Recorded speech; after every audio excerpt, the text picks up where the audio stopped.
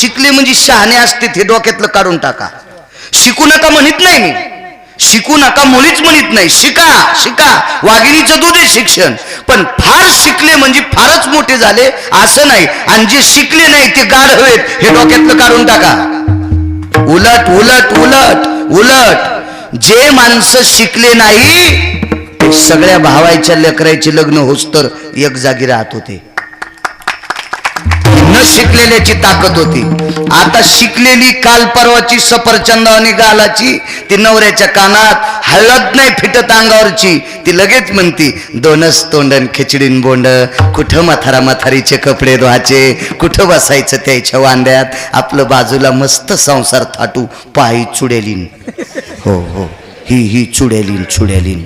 हो काल परवा जराशी शिकलेली सासू सासऱ्यानं कमिलेली संपत्ती चुरून हानी ती चुरून, पण त्याचे कपडे धुवायचे म्हणलं की हिच्या अंगात येतंय. झोपीत माळवत पडन एखादीच्या अंगावीच्या.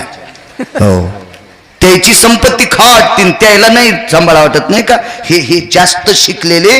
मी एवढे गाव फिरलो महाराज, मी काय गांजा उडून थोडंच फिरलोय. मी ज्या घरी गेलो त्या घरी उगच बघत असतो यांच्या घरी नोकरीला किती आहेत, मग उगच तुमचे आई वडील कुठे आहेत ते म्हण तू लहाण्याकडे तू इथं इचून निघालेत का. हा तुला शासनाचा 50,000 पगार आहे आणि तरी मायबापाला तिकडे येड्या बाबळीत संडासाला पाठी तू. हा का तू या घरात सरप निघायला लागलाय. किती किती नालायकपणा. नाही बायकोचं मथारीचं जमत नाही. अरे मथारीमुळं तुला बायको आली, मथारीनं तुला बाळा त्यातच दाबलं असतं तर कुठं बायको आली असती सुंबळ्या. हा ही काल परवाची इथे टाचाच्या चपला घालणारी ही 1.5 दिवसात आली नकटी आणि तो जमत नाही म्हणून तू मथारी संग. अरे मथारीनच तुला मोठं केलंय पानछटा. विठाला विठाला विठाला.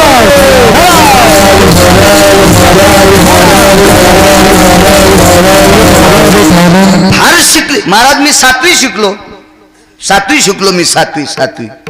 तर मला चांगले चांगले शिकलेले विचारते तुरीवर कोणतं औषध फवारी तू. मलाच लाज वाटते याला काय सांगावं म्हणून. हो मला 2.5 क्विंटल तुरी झाल्यात. मी 7वी शिकलो. 7वी झाल्या का नाही रासाराम. हो 530 क्विंटल कापूस काढाय 7वी शिकलो मी. आणि आमच्या बाजूला ऍग्री झाले 3 पोरं तरी त्याच्या तुरी बाबर. हो म्हणलं या ठुंडी सावलीला काम येते तुला. सावलीला शिक्षणावर काय नसतंय. अहो या भारताचा 4था पुरस्कार अंगुठा देणार बाईला भेटलाय. पश्चिम महाराष्ट्रातली एक बाई अंगठा देणारी, तिला बीज माता म्हणून. तिला कितीतरी तांदळाची बी माहिती येतं. विद्यापीठाचे लोक तिच्या चपला धुवालेत. ती अंगठा देणारी बाई. असं काय नसतं शिक्षणावर. माणसाचं डोकं सुपीक असावा, त्याचे विचार सुपीक असावा, त्याचं आचरण गोड असावा. नसू द्या शिक्षण आणि लय वरी गेल्याचे विचार खराब आहेत. काय करायचं त्या पांचाटाला धुवून प्याचं का. विठाला विठाला.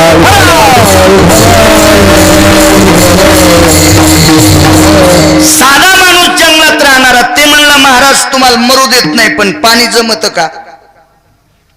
ते म्हणलं येडपटेस का काय. जगातला 23 तत्व सिद्धांतिक मी 1 तत्व सिद्धांतिक आहे. कचरे बुवा 50 पाणी खोल आहे आणि मी कसं शक्य मला काढता येईन तू कसं काढतो. ते म्हणले महाराज एक काम करा, पाणी 50 खोलेन पटका 75 राहते. महापटका जर 2 फूट पाण्यात गेला तर ते भिजून येणार आणि भिजला की तुमच्या तोंडात पेलणार. महाराज म्हणले पर्याय चांगला पण तुझी जात कोणती. हे इथं वागे. आमचे अशोक महाराज जाधव निरखेडकर, हरिभाऊ महाराज डोंगरे, भगवान महाराज कचरे, सुखदेव महाराज गोरे, राम महाराज डोंगरे, भगवान महाराज सुरासे, गीताराम महाराज मृदंगाचार्य. वा हो आमचे गणेश महाराज डोंगरे मृदंगाचार्य, शंकर महाराज अनपट गायनाचार्य. वा कृष्णा महाराज पोहेकर गुरुजी, हनुमान महाराज वाघ, नारायण महाराज आणि परमेश्वर महाराज वीर. या सगळ्या महाराज मंडळीला कोटी कोटी प्रणाम. एखाद्याचं नाव विसरलं असेल तर सगळ्याला माफी मागतो. सगळ्याची नावं घेतली अशी गृहीत धरा. चला महाराज म्हणली तुझी जात कोणती. इथं आलतो ना मरायला टेकलोय. आणि ते जातीच्या राहिले. ते म्हणला मी शिकारी आहे, भिल्लाचं पोरग. अरे बापरे, म्हणले काय काय करतो, लावर चित्र सशे रानडुकर काहीच सोडित नाही. अरे बापरे म्हणले, आणि तुझ्या हातान पाणी प्यायचं. बरं तू आंघोळ का केलती? म्हणला गेल्या वर्षीच्या पावसात भिजलो होतो, आता पुन्हा पाऊस पडला तच आंघोळ. मी काय आंघोळीच्या नादात पडत नसतो म्हणे. आमच्याकडे आंघोळीचा विषय नाही, पाणी पण नीट नाहीत सकाळी, नाही तर शिकार भेटत नसती. पुरावा आहे माझ्याकडे, 2 श्लोक आहेत पुरावातले त्याच्यातले. मी असं वाचल्याशिवाय कधी बोलणार नाही शुद्धे बुवा, शास्त्र आहे त्याचं. बरं ठीक आहे, पटका कधी धुतला आता? ते म्हणलं धुत नाहीत आमच्याकडे. अरे बापरे, लावरं चित्र खाणाऱ्याचा घाम याच्यात किती गेला असेल. बघा महाराज तुमची इच्छा, जाऊ दे म्हणला, मरायच लागलो तर आता तुझ्या घामाचा काय विचार करायचा. सोड ते पटका. महाराजांनी लिटर 1.5 लिटर पाणी पिलो, घोडा झालो महाराजांनी, पायी गेलो कार्यक्रमात. तिथे गेल्याच्या नंतर कार्यक्रम आला, लाखो लोक महाराजाची. तो तू सिद्धांतिक म्हणल्यावर बघा ना किती लोक. आत्मायासारख्या येडपटासाठी तुम्ही इतके, तर तो सिद्धांतिक म्हणल्यावर किती लोक असतील कल्पना करा माऊली बुवा. एवढे लाखो लोक. कार्यक्रम आटोपला, महाराजाचा सत्कार ठरिला. शाल मुंडास काय असेल आहेर त्यांना, तो सत्कार. महाराज माघ सरकले आणि त्याच्या डोळ्यातून पाणी आलं. भक्तगणांनी विचारलं, महाराज तुमच्यासाठी सन्मान आहे, का घेत नाहीत? महाराजांनी सांगितलं घेतो, पण त्या जंगलात राहते त्याला सत्कार करायचा. हो ते तो लावडं चित्र खातोय. महाराज म्हणले ते काय खातंय ते करू नका, तुम्ही मला किती मानता? म्हणले पांडुरंगा इतकं. मग तुमचा पांडुरंग त्याच्यामुळं वाचलाय, त्याच्यामुळं वाचलाय, म्हणून तुमच्या पुढे कार्यक्रम झालाय. चला, त्या शिकाऱ्यानं पैसे दिले का महाराज? नाही, पाणी दिलंय पण जीव वाचला. मग हे असे काही कर्तव्याचे ऋण जगाच्या मालकाच्या डोक्यावर माझ्या अष्टादश संतांच्या आहे, सद्गुरु शिवयोगी महाराजांचे. काय कर्तव्य सांगू तुम्हाला? 500 कोटीची प्रॉपर्टी कमवून ठेवली म्हाताऱ्यान पोट्यासाठी. याच्या मुंड्या पीळ, त्याच्या मुंड्या पीळ, याचे पैसे नाही दी, त्याचे पैसे नाही दी, कोणाचे येठणं चोर, कोणाचे आवत चोर, कोणाचं काही चोर, आणि 500 कोटीची प्रॉपर्टी पट्ट्याला कमवून ठेवली. तितकी जरी कमीली तर 96वी पुण्यतिथी करील का पोट्ट? होऊ शकते का? नाही. ठीक आहे, याचा एक मुद्दा सांगतो. एक जण म्हणला काऊन नाही करायचं? तर थांब न सुंबळ्या, जरा दम धर तू, सांगतो तुला. बापाची पुण्यतिथी कौरक असते महाराज, पोरग जित तौरक. आणि पोरग मेलं की त्याची पुण्यतिथी त्याचं कट्ट करते मृदंगाचार्य बाबा, त्याचं कट्ट करते. 96 वर्षापर्यंत पोट्ट जगत का? नाही. म्हणून कोण्याच बापाची पुण्यतिथी लाखो अब्जावधीची प्रॉपर्टी कमू दे होत नाही. या लोकांनी भगवंताचं नामस्मरण केलंय, ब्रह्मांडाच्या मालकाचं चिंतन केलंय, निसर्ग ज्याच्या दृष्टीत आहे अशा भगवान शिवजीचं नामस्मरण या शिवयोगी महात्म्याने केलंय. म्हणून आज 96व्या पुण्यतिथीला दरवर्षाला 50 क्विंटलची पोळी लागती. ही सामान्य ताकद आहे महाराज, हे जगाच्या मालकावर झालेलं नामाचं कर्ज आहे, नामस्मरणाचं कर्ज आहे. म्हणून जगाचा मालक तुमच्या सगळ्या भक्तगणाच्या अंतकरणामध्ये भावना जागरूक करतो की या महात्म्याची पुण्यतिथी करा, हे कर्ज आहे. म्हणून नाचे मागे मागे. हो, कर्ज नाही फिटलं की माणूस कानकोंडा होत असतो. एक जणांनी 1 लाख रुपये पोरीच्या लग्नाला घेतले. येतो अभंगावर, हे अभंगाचंच नाही सांगायलो तर काय तमाशातलं थोडाच इचकायलो. हो, 1 लाख रुपये घेतले एक जणानं, लाख रुपये, आणि पोरीचं लग्न केलं. आज देऊ उद्या देऊ म्हणता म्हणता 2-3 वर्ष निघून गेले. कसं नाचत माणूस पहा. आणि मग उन्हाळ्यात आलं, ते आल्याच्या नंतर असं उतरलं, लिंबाखाली बसलेला होता पोरीचा बाप. पाहिल्याबरोबर पटकन उठला, टोपी गिपी घातली, रामराम घातला, घरी नेला. पाय धुवायला पाणी टेकलं, बास टाकली, त्याच्यावर घोंगडी टाकली. बशीला पाहुणा, आणि बायकोला सांगितलं चहा कर, मी 2 मिनिटात येतो. शेजारीन 2-3 घरी गेला आणि सांगितलं काकू काही म्हणा पण मला 200 रुपये द्या राव. 1-2 बायानं 50-50 करून त्याला 200 रुपये उसने दिले. आणि लगेच फाट्यावर गेला आणि 2 किलो आंबे आणले. आणि बायकोला सांगितल्या पाहुण्याला आंब्याचा रस कर. म्हणून नाच मागे मागे. हा देव कसा नाचतोय भक्ताकडं. रिकाम नाही कोणाला नाच, कोणाच्या पुढं नाचायला.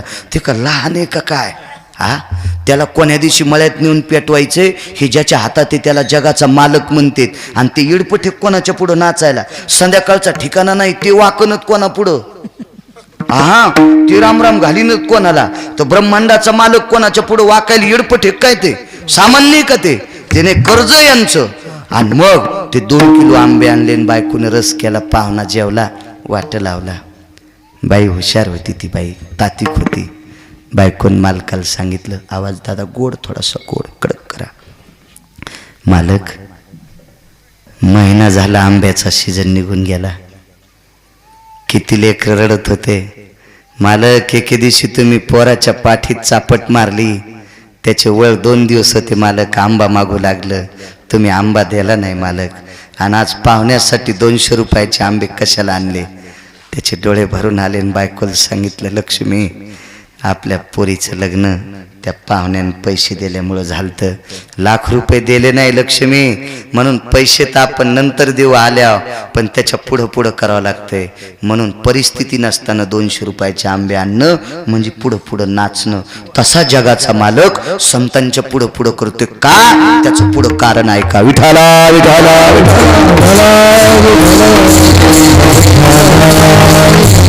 पांडव वनवासात आहेत. पहा, म्हणून नाचे मागे मागे. पांडव वनवासात आहेत. आणि वनवासात पांडव असताना 12 वर्षाचा वनवास आणि 1 वर्षाचा अज्ञातवास. वनवासात पांडव गंगेला एखाद्या वाहत्या पाण्याला आंघोळ करायचे. पांडवांचा आश्रम एका पवित्र गंगेच्या तीराला होता. परंपरा शास्त्राची आपल्या गोड आहे. माझ्या भारतीय संस्कृतीतल्या माऊलीला 4 दिवसाच्या कालामध्ये पवित्र गंगा बाटवता येत नाही. नाही बाटवता येत. पंढरपुरात एखादी माऊली असेल, चंद्रभागा अनंत पाप्यांचं पाप धुती, पण रजस्वाला जर स्त्री असेल तर तिनं चंद्रभागेत आंघोळ करायची नाही महाराजची, करायची नाही. हा आपल्या शास्त्राचा दंडक आहे. शास्त्र म्हणेल ते सांडावे, ते राज्यहित न मानावे, हा धर्मसिद्धांत आहे आपला. तसं 4 दिवसाच्या रजस्वाला कालामध्ये द्रौपदीला पवित्र गंगेवर आंघोळीला जाता येत नव्हतं. तिला गंगा बाटीता येत नव्हती 1, आणि 5 पतीपैकी एकही पाणी आणून देत नव्हतं 2. तिने आंघोळ कुठं करायची महाराज? 11.5 वर्ष झाले पण तिची आंघोळ नाही राहिली माऊली बुवा. 11.5 वर्षाचा वनवास संपल्याच्या नंतर एके दिवशी धर्माने तिला प्रश्न केला, द्रौपदी, द्रौपदी, जी मालक, जी जी जी जी जी. 11.5 वर्षाचा काळ गेला.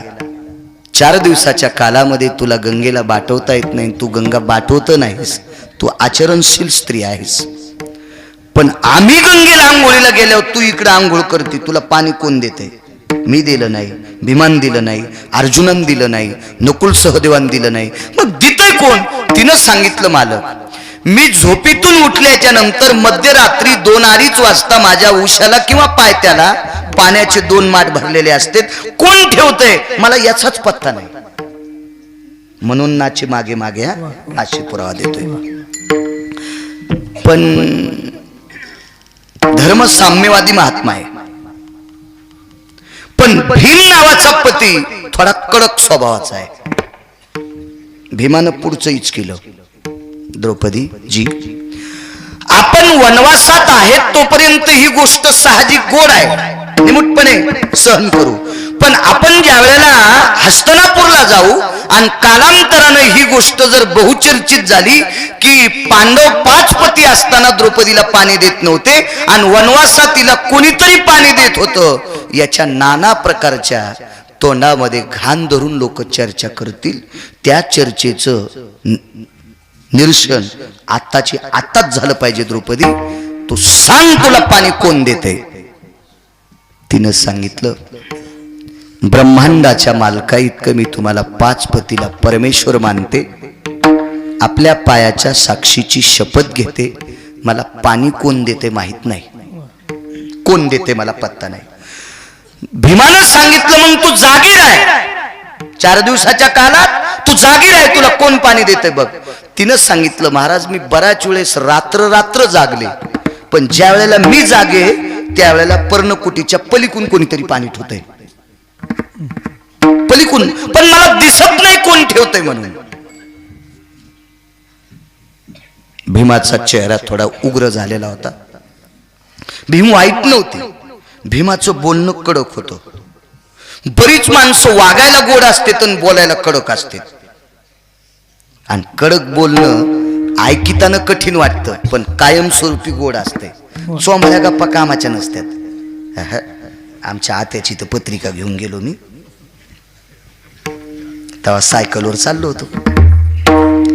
आत्याच्या घरी गेलो, आत्यानं पाहिल्याबरोबर बाळू आला का हो, मी आलो. आत्या कधी निघला होता? 5ला.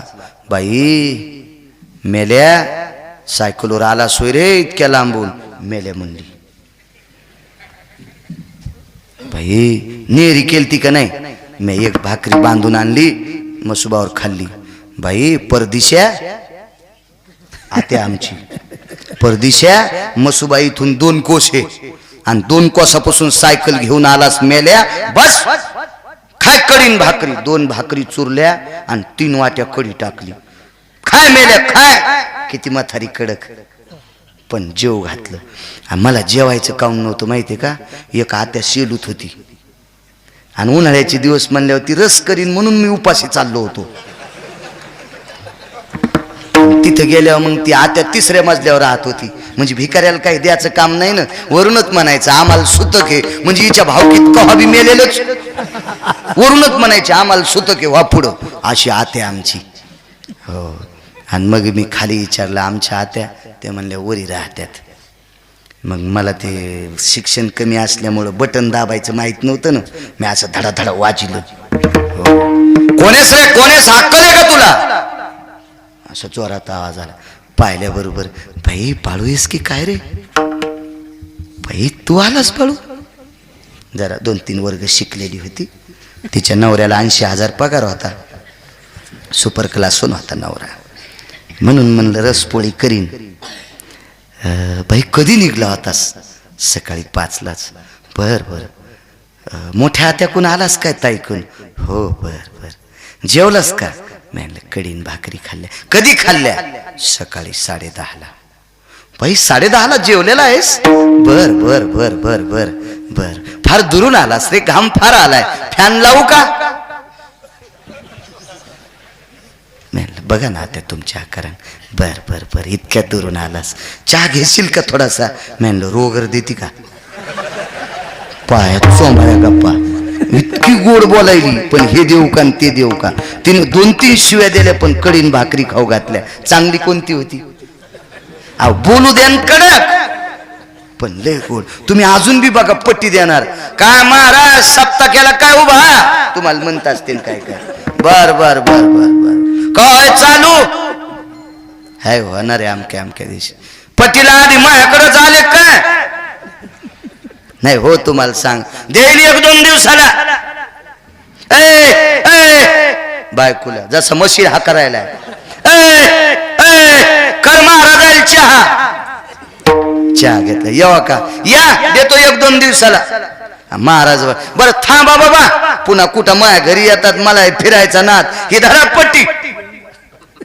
हे बोलून येड वाकडं पण पटकन देईल काय काय. बर बर. आपल्या महाराजांच्या पुण्यतिथीचा सप्ताह उभा केला होय. बर बर बर. बसा बसा. अगं दूध कर महाराजांना. हा मग काय काय पट्टी लावली महाराज? एवढी एवढी. वातावरण बघायचं असतं, सध्या परिस्थिती नाजूक आहे महाराज, लोकायला कळायला पाहिजे. एवढाली पट्टी असती का? अगं ते 150 घेऊन ये बरं. हे असे चोंबाळे, हे चोंबाळ्याच्या नादी लागायचं नाही कधी कधी. कडक बोलणारी माणसं असू द्या कसे बी, पण ते वागतेच चांगलं. विठाला विठाला.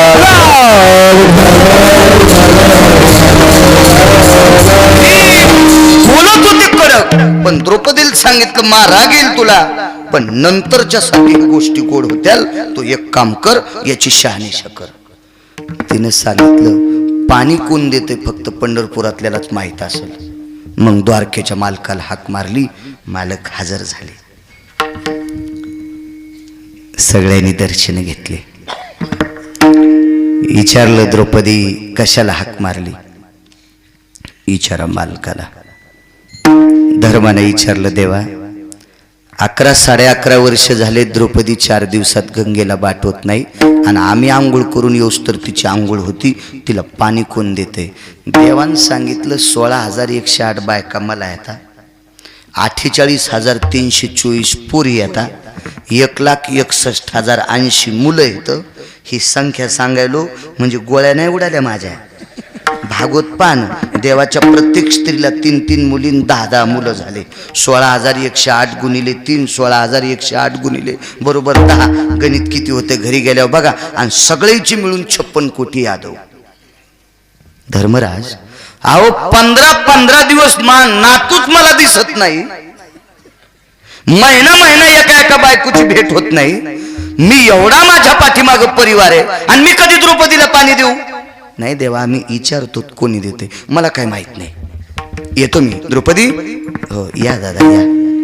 पण द्रौपदीच्या लक्षात आलं आता जर ही गोष्ट टळली तर आपले मालक आपल्याला कायमस्वरूपी विचारित राहतील की आजचं खांडूक आजच फुटावं. द्रौपदी झाडाच्या आडंगी गेली आणि आवाज दिला दादा दादा. द्रौपदी देवाला भाऊ मानायची आणि देव द्रौपदीला बहीण मानायचे. दादा वापस आले. काय ताई देवा पाणी कोण देते काय देते त्याबद्दल मला तीळ मात्र संशय नाही. माझ्या भीम नावाच्या पतीच्या मनात थोडीशी विकृती आहे, ती सुद्धा वाईट नाही देवा. उद्या माझ्या भविष्यासाठी आजची आज दूध आणि पाणी होणं गरजेचं आहे, म्हणून देवा कोण देते? तर भगवंताचे डोळे भरून आले. ताई ताई मी देतो. धर्माला बोलवलं. मालक आले. काय देवा का रडता? धर्मराज माझ्या ताईला पाणी मी देतो, तुम्ही आंघोळी करावा. 4 दिवसाच्या काळात उन्हाळा हिवाळा पावसाळा नाना प्रकारचे ऋतू असतात. जंगलात राहती माझी बहीण, दगड उशाला गवत पाठीला, किती घाम येत असेल, तिचं अंग किती कणकण करीत असेल. धर्मराज माझ्या ताईला स्नान होणं गरजेचं आहे, म्हणून मी रात्री सगळा परिवार झोपल्याच्या नंतर दुसरा प्रहर संपला, तिसऱ्याला सुरुवात झाली की मी हिच्या उशाला पाणी आणून देत होतो. ते गाडगे सुद्धा कोण्या कुंभाराकून घेतले होते, त्याचं सुद्धा महाभारतात गोड नाव आहे. तुम्ही घरी गेल्यावर पहा, ते सांगायला मी गुत नाही घेतलं, कारण तुम्ही गंजा लोकायचं इचकायले त्याच्यापेक्षा पुराण इचकी जा. पहा महाभारतात त्या कुंभाराचं नाव काय होतं. आपल्या वारकरी संप्रदायामध्ये 14 कुंभार प्रविष्ट आहेत, त्याच्यापैकी गोरोबा काका आहे. वैराग्याचा मेरू तो गोरा कुंभार, किंवा विवेकासहित वैराग्याचे बळ धगधगीत ज्वाळा अग्नी जायचा तोडीने कर आणण्यासाठी हे गोरोबा काका होते टोकाचे. हे गोकुळात कुंभार होते, त्यांनी यशोदेला गाडगे दिलते. असे 14 कुंभार आहेत. बघा बघा नाव शोधी जा. छत्रपती शिवाजी महाराजांच्या काळात एक कुंभार होते की ज्यांनी महान उपकार छत्रपती शिवाजी महाराजांवर सुद्धा केलते, ते सुद्धा कुंभार सात्विक विचाराचा पारमार्थिक अंतकरणाचा कुंभार होते. असे 14 कुंभार दादा प्रविष्ट आहेत. त्याच्यापैकी हा एक कुंभार की त्यांच्याकडून जगाच्या मालकान गाडगे घ्यावा आणि द्रौपदीच्या उशाल ठेवा. दृष्टांत संपला. उद्धवानी देवाला प्रश्न केला, देवा ज्या द्रौपदीला तिचे पती पाणी आणून देत नाहीत त्या द्रौपदीला तुम्ही जगाचे मालक असताना पाणी द्यायची काय गरज होती? हा प्रश्न केला. प्रश्न उचित आहे बरं, प्रश्न वाईट नाही, प्रश्न करणं महत्वाचं आहे. उद्धवानी प्रश्न केला, कारण देव काय सामान्य नाही. वृक्षाचे पान हाले ज्याची सत्ता, राहिली हंता मग कुठे तुझी या सत्तेने वेदाशी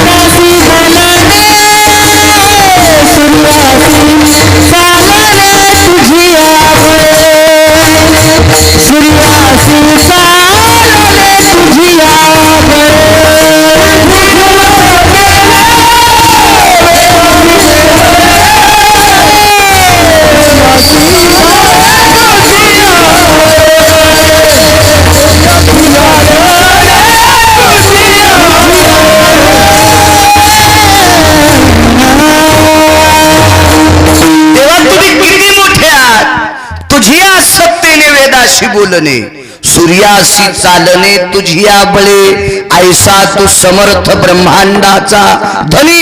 या धनीस तू जगाचा मालक आहेस, आणि तरी पण तू वनवासात गाडगे भरून देतो.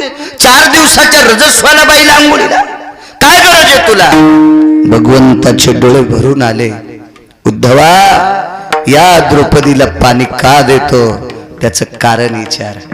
अरे, जिच्या बाबाने मला जितक्या पोरी येतात, मला म्हणजे कृष्णाला भगवान म्हणतात उद्धवाला, मला जितक्या मुली येतात तितक्या दाशा द्रौपदीला होत्या. 48,324 द्रौपदीला दाशा होत्या. आणि या दाशा 7 ते 7.25 किलो सोन्याच्या पाटावर बसून भांडे घासीत होत्या. दाशीला सोन्याचा पाट बसायला, भांडे खापराचे असतील का महाराज? मग एवढ्या मोठ्या वैभवात द्रौपदीच्या दाशा होत्या, आणि त्या वैभवातली द्रौपदी इराटाच्या घरी शेण काढायला, इराटाच्या घरी दळायला. पण दळीत असताना महाराज ती जात्यावर पंढरपुरातल्या मालकाचं गीत गात होती. इतक्या परिस्थितीत नीरा नदीवर एक जणाचे 250 रुपये हाणले, 2,500 रुपये पाकिट हाणलं. आमचा सोबती होता, ते निरावूनच घरी आला. मी त्याला फोन लावला, कुठे आहेत तुम्ही? ते म्हणला, मला नाही आवडत त्या दिंड्या गिंड्या. असं म्हणलो ते नालायक मला फोनवर. मी म्हणलं काय झालं? म्हणला, मी ज्याच्या दिंडीत आलो त्यानं माझ्याकडेच कसे चोर धाडे. अरे मी म्हणलं, हलकाटा, तू या बापानं नाणी बांधली का इथं?